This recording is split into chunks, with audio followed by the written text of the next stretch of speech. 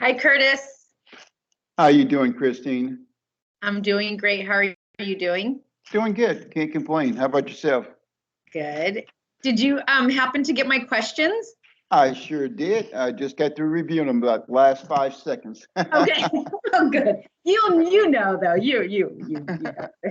So I'm going to keep my camera off, Curtis, because I freeze up many times, and so we'll just Not a problem. Not a problem. And I'm recording. Okay. Not a problem. All right. Well, Yep. first, thank you, Curtis. Can you hear me okay? I can hear you perfectly. Yes. All right. Thank you. So thank you, first of all, for joining us. We plan to tweet this out and for Black History Month and let folks know about the great work that you are doing and hopefully continue to inspire some of our folks and new people about careers with agriculture and specifically with USDA and NRCS. So thank you for making time. Thank you. So I wanted to start, I guess the first would be, where were you born and where's your family from? Absolutely. Thank you, Christine, for the opportunity today to share some information about myself and my family. My mom and my dad are from the big state of Louisiana. A majority of our family lives in Louisiana, northern Louisiana to be more specific. And I was born in Monroe, Louisiana, great town, about 100,000 people, and great place to raise a family. So Monroe, Louisiana would be the birthplace of my family, and miss that place very much right now. And how did you make your way to California? And when did you make your way to California? Again, great question. Again, I'm like, not sure how much time we have. That could be a very long story. But I would tell you that it started in college. Had the opportunity to meet a outstanding liaison officer by the name of Randolph Joseph. And his commitment was to work with the students to look for job opportunities during the summer. And he actually approached me one day in the hallways of class, and we talked about what were my plans for the summer. And at that time, I had not thought beyond just trying to go to summer school. And his commitment was that if I took the chance and give him opportunity to place me for the summer in California, that he thought that would be the perfect opportunity for me to get some experience and exposure. And that would also help me develop and grow as a student with my classwork there at the university and learn more about the professional opportunities that were for me, would be available to me in the future. So as a liaison officer, he exposed me to that opportunity, made himself available, and it was probably the best decision I ever made was to listen to his advice and his guidance. So Randolph was a liaison between USDA and where you were going to yes, school? and USDA. Basically, most of the majority of all the 1890 schools, Christine, have liaison officers at the university on campus. They teach for Randolph Joseph. He taught us introduction to soils, introduction to ag topics, and he was actively engaged in I'll call it career planning, discussion about your career goals, helping you to look at what was the right field for you in terms of classes that you want to take, so that when those opportunities came up, you had the right skill set or the right courses that you could qualify and be in a better position to learn and take advantage of some internships that were either local, in this case, were out of state in California. But they serve a very important role, and USDA has benefited from many outstanding African-American employees from historical Black colleges that have went on to do tremendous great work with USDA across the country through USDA NRCS, the Farm Service Agency, rural development, you name some of the agencies. We've had some outstanding folks from the historical Black colleges to really make an impact across this great country we live in. Great. So where was this, where did you go to school? Where was this at that you met Mr. Randolph Joseph? Oh, absolutely. Let me just say, as part of the experience of growing up in Louisiana and that family environment that is really a close bond there in the communities, one of the biggest things that we have challenges in the family sometime about is where you go to college. For me, it being in northern Louisiana, the opportunities were like, and we're talking about historical Black colleges, it was Grambling State University and Southern University. So as a senior in high school, half of your friends end up going north, which is Grambling State University Historical Black College, and the other half end up going south, which is in Southern University in Baton Rouge, Louisiana. There are two of the probably well-known historical Black colleges, great college environment, great bands, sports, academics, you name it. But normally at that time when you're graduating, friends start to develop these rivals between each other in terms of our school is better than your school. And for me, going to Southern University was never an option. It was a choice that I probably had prepared for years in advance. My mom and dad both attended Southern University. My sister attended Southern University. Even my youngest sister graduated from Southern University. So I have a history and a connection to Southern University that I tell people sometimes when I was in school, some of the teachers had been there probably when my mom was there or they were getting ready to retire, would tell me, where are you from, Tarver? And what was your mom's name or what was your dad's name? Because my mom and dad was pretty active in school and college when they were there. So they knew me and they knew what the expectations were from my mom and dad, that I was to go to school, do the best I could and be accountable to them as well as to my family to do the best job that I could. Now, Why agriculture? Like, did you know when you went to Southern University that you were going to study agriculture? Or was it something that you became aware of after you got to Southern University? Again, that is a great question. Right now, I have a 21-year-old. He'll be 21 in June, and he's at community college and trying to determine what his future looks like and what direction he wants to go. And we have not been able to answer all those questions right now. I'm still working on them right now. I would tell you that he probably got that from me, Christine. I started out when I graduated from high school and went to Southern University. I wanted to major in computer science.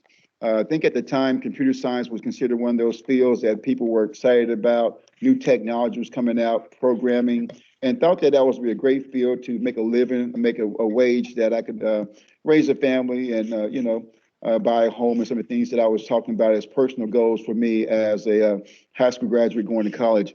I later learned because of some of my bad habits, folks, and again, we learn as we age and we do better that the commitment of going to the computer lab. I was not a big fan of computer lab at nighttime or late in the afternoons when we had programs we had to get done and I had to spend extra time in the lab. That my professor came to me and said, Mr. Tarver or Curtis, you need to make a decision. Either you're going to be 100% committed to computer science and make this work, or you need to look at other options.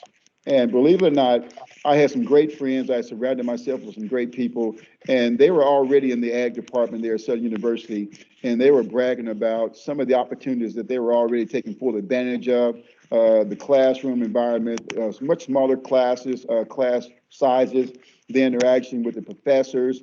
They were bragging about internships during the summertime. I would tell you that a large number of students, and when I was going to school, historical Black colleges, were getting internships in the summer. So they would have to come, they would do those internships and then come back that next semester and give presentations to the school to encourage other individuals to take advantage of it. And when they did that, they made the case to me that this was an excellent opportunity for me to change my major, to look at agriculture as an opportunity for the future.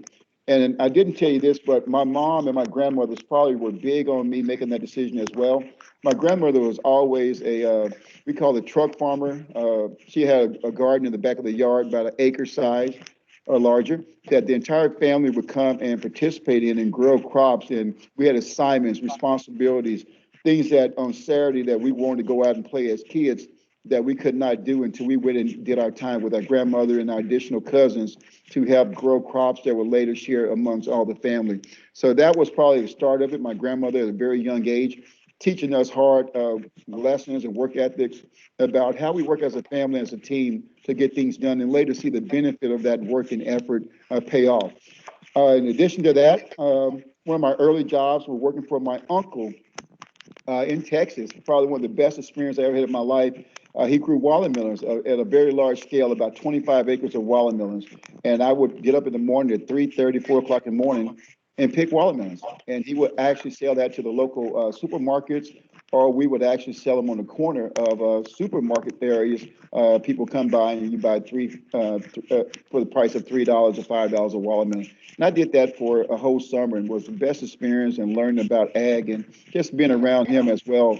And then later, my uncle, who was a school bus driver, his biggest dream in life was to be a farmer. So he would farm part-time there in Louisiana, growing cotton and soybeans. So I watched him grow and really be excited about being on a tractor and working around the whole farming environment. So I think it was in my background and my family to really look at ag as an opportunity for me as a career. And it was something that I embraced when the opportunity came up. So now, after college, did you start right away with USDA? Well, I did. And I say I did because I started with the internship, or we called it at that time our Student Career Experience Program, or SCEP program. That was 1988. I even hate to say that. But that opportunity provided me the chance to work 3 summers with NRCS here in California before I graduated. So those 3 summers were the best 3 summers of my life. I actually started in our Davis state office as an agriculture economist trainee. And that was a great experience there in Davis for that summer. Had an excellent mentor there, by the name of Mark Koch. I stayed with him that summer. He opened up his home and his family to me, and that gave me a lot of opportunity to learn more about our agency at the state office level, how we interact with partners, customers, our employees. And he was just a great person to learn and to just get a lot of information from. So that was an excellent experience. And so after 2 or 3 summers, that gave me the confidence to say, you know what, after learning about NRCS and seeing how NRCS interact at the field office level, I was just determined that this was something that I felt good about, and the work that we do in terms of helping people help the land was something that I wanted to be a part of for the future. And so making those decisions, I graduated in December of 1990 from Southern University with a degree in ag economics. And I started with NRCS in California in January. So I had a 2-week window to get from Louisiana to California, start a permanent full-time job in Fresno, California. So let's talk about that. Curtis, tell us about the different positions that you have held in NRCS after you went full-time with NRCS. Absolutely. Again, 1990, I graduated from college, started full-time with NRCS in 1991, full-time as a soil conservationist in the Fresno field office under a great district conservationist by the name of Frank Menez, outstanding supervisor, outstanding mentor. Coming in as a new employee, you need that strong leadership in that office to really help you. And I like to tell people, find your niche, find that place where you fit in and to identify that you can be a contributing member of that team in that particular field office. So Frank provided that for me. It was a large staff there in the Fresno area, huge farm bureau workload, so created a lot of opportunities to get a variety of training. So that was great. Stayed there about 5 years as a soil conservationist. Learned as much as I could. And the opportunity came in later for me to apply for a district conservationist position in Tulare County, which is our Visalia field office. I applied for that position and was successful. Became the district conservationist there with a staff of about 2 or 3 employees. Huge workload. It was the #1 dairy county in the nation. It was the #2 ag county in California behind Fresno with a huge citrus community, huge vineyards, dairy operations. Great place to learn and great partnerships. So I did that for 5 years as a district conservationist there, starting in 1995. And then in the year 2000, there was an opportunity to apply for an area supervisor position in the Fresno area again. A good friend of mine, John Byer, who was my previous supervisor, was retiring, and there was an opportunity to apply for that position. And so I applied, went through the interview process, and later found out that I was actually selected for the position, which was really truly a surprise. But I was up to the challenge. I had probably talked to many friends and mentors about what this would mean to me for my career and the opportunities to grow with our agency and things that I wanted to do as an employee, setting goals and things that I had prepared myself for the future. So being an area supervisor was that next step. And again, working with supervisors at that level, working with state leadership, working with partnerships that have large scale operations, and talking about how NRCS and us and our leadership and our employees partner with them to get conservation on the ground was challenging, but also very rewarding to see our employees rise to the challenge and developing conservation plans that was really helping some key communities here in the San Joaquin Valley do some really good natural resources work. So Christine, so I served as the area assistant or the assistant state conservationist with operations in the Fresno area, covering the San Joaquin Valley and the Central Sierra for about 20 years almost. Great job, great people, great contacts and relationships. And just recently, about 2 years ago, I decided to take Carlos up on the opportunity to move down to Southern California to take on the position as the area supervisor for Southern California, stationed out of the Riverside area office to work with some outstanding people in Southern California. I wanted to take what I learned from the San Joaquin Valley, those relationships, those partnerships, and getting conservations on the ground, and really help grow that part of our area here in Southern California and in our state, to really emphasize our agricultural footprint, to make sure that we were doing the best job we could to outreach to farmers, ranchers, minority organizations, nonprofits, non-governmental organizations about how NRCS delivered conservation programs, how we voluntarily try to address their resource concerns, how we develop conservation plans, how we present those alternatives, those recommendations, and then let that individual make those decisions on how we best move forward to address those resource concerns. So I've had opportunities to work in other locations. I've had the opportunity to serve as acting state conservationist in Wyoming. Was one of the best experience of my lifetime. It helped me grow as an area supervisor and understand how you interact with people and how you lead a diverse team, a team of different needs and concerns. So excellent experience. And later I had the opportunity to also serve as the acting state conservationist for Nevada. It was a great experience as well. Great people, different landscape, different resource challenges, large scale ranching opportunity, wildlife opportunities. So each state and each job or different titles have given me different experiences that I now use to help me provide leadership and coaching and guidance to a list of supervisors that have different needs, different customer concerns, different challenges that we day to day sit down and discuss with those partners and those customers about how NRCS can help them address their resource concerns. So many years of experience, Christine. I'm now almost 32 years into this wonderful job that I love.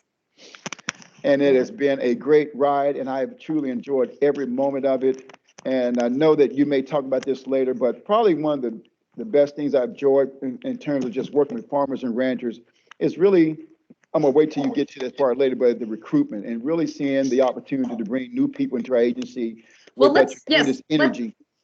Let's talk about that, because I know that you do recruitment at some of the HBCUs, and I know that you have been responsible for bringing folks over into California.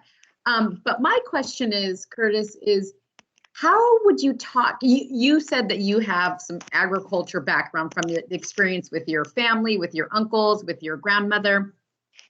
What do you say to students who, how do we convince more people, more students of color to pursue careers in agriculture if they don't have that in their background? What's your message to them?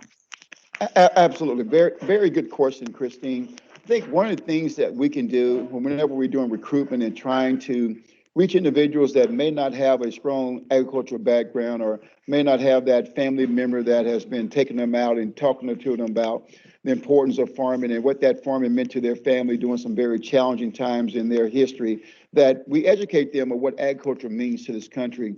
What does agriculture mean to feeding families and being an opportunity for families to come together and work as teams. And one of the things I try to do, and I think a lot of recruiters do when they have the opportunities, is show examples of where successful minorities have been able to move and get jobs in some of those agencies, those key agencies out there that interact with the public, and let those individuals speak about their experience and how do they come about those jobs and how those jobs would really help them in terms of, in my case, recruitment. I try to go back to the 1890 schools to be accountable to the individuals that paved the way for me.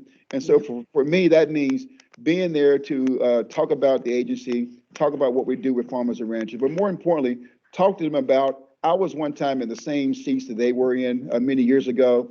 I was there when the teachers were talking to me about the importance of soils and why this is important to our farmers and ranchers. So just listening to them, being a voice, but more importantly, letting them know that those opportunities do present themselves today, and that in order for them to take advantage of those opportunities, they must prepare themselves in the classroom. They need to ask the right questions. They need to make the right grades. They need to look for those opportunities to volunteer within their community. They need to talk to the counselors about what courses would help them be more competitive for internships. So I try to bring the reality about there's opportunities, but you have to be ready to take advantage of those opportunities when they do come. So just being there, listening to them, talking about the jobs that USDA offers, the diversity of positions, the locations, the ability to work in almost any state in our country, to learn different crop opportunities, to learn about the dynamics of how we raise crops in this country. It is an amazing opportunity, and particularly here in California with the diversity of our crops, the diversity of our clients. To come in California, I tell them, students, that if you can learn agriculture in California and be successful here, you can take that experience that you can learn here and apply it to any state in the country. It is that much opportunity and diversity here that it's amazing. And I would tell you that at the end of the day, the students that really understand the value and the opportunities that are being presented to them, they truly take advantage of it. They're excited. And again, it gives NRCS, in this case, us the opportunity to really show them what we do as an agency and why we need their talent and their energy to be a part of this agency that existed for over 85 years. I have just two more questions, Curtis. You are definitely a leader to many of us here in California, many of us staff members. What's the best advice that you have been given as it relates to your career? And what sort of advice do you give to maybe some new staff members that are just coming into NRCS and maybe want to move up? What sort of advice do you have for them? Absolutely, Christine. I want to say one thing I want to share, and this is Black History Month, so I wanted to say this first comment as a comment to support our Black History Month program that Tony Tillman is getting ready to do for us. That my mother and grandmother, even my uncles, would give me a speech about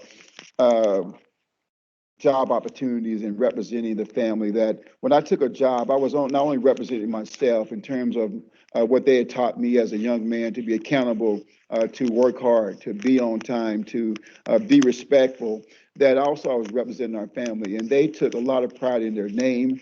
They took pride in that they had worked years to develop relationship with different families, a community, leaders in our communities. The church was a big part of that type of a relationship that they had developed over the years. They were very giving people in terms of, we talked about farming. My grandmother would raise crops. And as we would harvest those crops, Christine, we would have assignments to take this to Christine Chavez's house, take this to Carlos Suarez's house, to drop this off. And it wasn't about money because they wouldn't even charge for it. They would give it back to the community because they knew just like we're giving to them, those folks would give back to us one day. So I would tell any new person come in, always come in with a commitment to work hard, to give that extra energy that's needed to get the job done, to ask questions of your supervisors, to be in a learning mode the entire time, and be accountable to yourself. You know how hard it took you to get to this level in your career. You don't want to be the one that says, did I give the best I could have for that position? So I'm always trying to give 110% to be accountable, a day's work for a day's pay.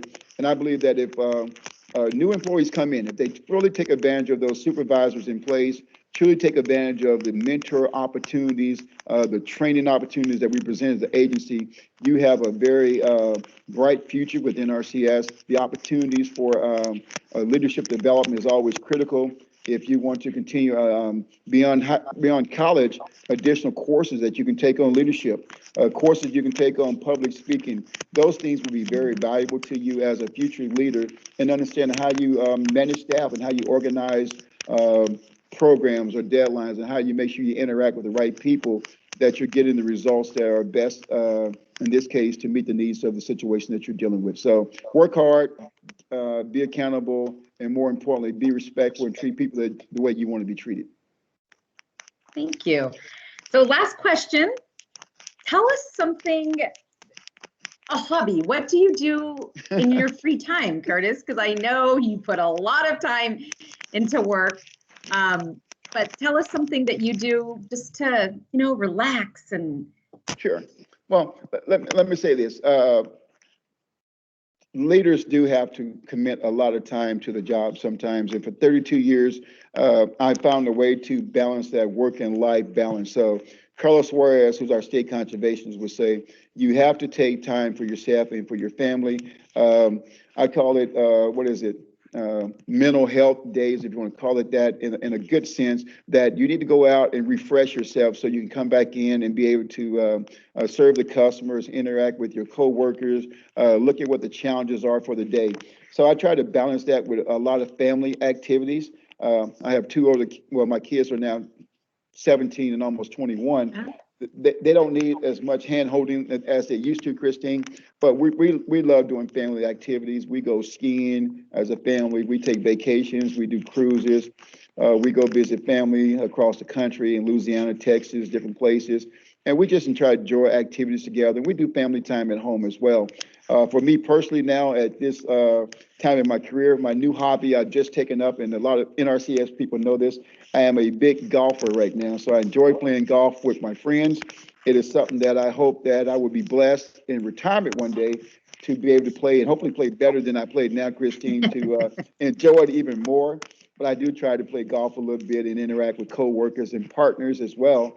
It's a different game, but people enjoy the conversation out there, and we just enjoy laughing and talking. So you need to have those type of hobbies, things that you can do to release, to enjoy yourself and relax, but more importantly, keep yourself nice and healthy. And I do a lot of walking and things like that as well. But again, don't have a lot of free time, but do enjoy the time that you do have to really take care of yourself and just relax and enjoy the day. And just be thankful for the moment. That's where I'm at right now. Well, Curtis, thank you so much for taking time and for just giving your words of wisdom.